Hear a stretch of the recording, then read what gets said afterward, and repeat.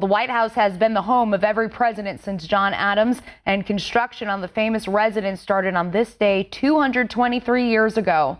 One America's Cameron Kramer shows which buildings served as inspiration for the White House and how much has changed over the years. 1600 Pennsylvania Avenue, the most famous address in America. About 55,000 square feet featuring 28 fireplaces and 132 total rooms, including 35 bathrooms. It's been the site of many historical moments over the decades.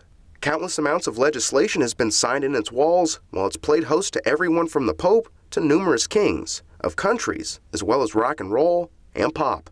But on this day in 1792, the White House was just a blueprint and a vision when construction started.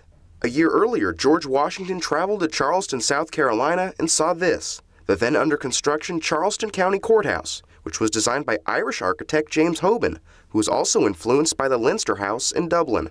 Historians say Washington was captivated by the design, and in a forthcoming competition, it was not a surprise when Hoban's White House blueprint was selected. But our first president wasn't entirely satisfied with Hoban's vision. As you can see, this 1793 elevation shows a 3-story, 9-bay home.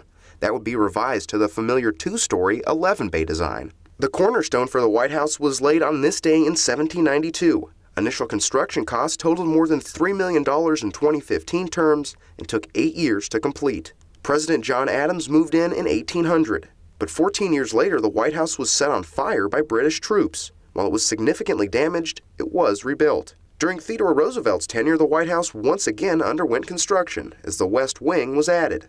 President William Howard Taft further bolstered the West Wing, adding the iconic Oval Office. The White House survived yet another fire in 1929, and the Oval Office was redesigned in 1933. During the Truman administration, the White House underwent a $52 million repair project. Since then, each president has put his personal touch on the dwelling. Alterations range from an antique-heavy design by John F. Kennedy to Richard Nixon adding a bowling alley. Bill Clinton put in a jogging track, while President Obama installed solar panels. And while major Hollywood blockbusters like Independence Day have fictionalized its destruction, in reality, the White House has survived through fires and numerous redecoration and construction projects. And all that construction started on this day in 1792. Cameron Kramer, One America News.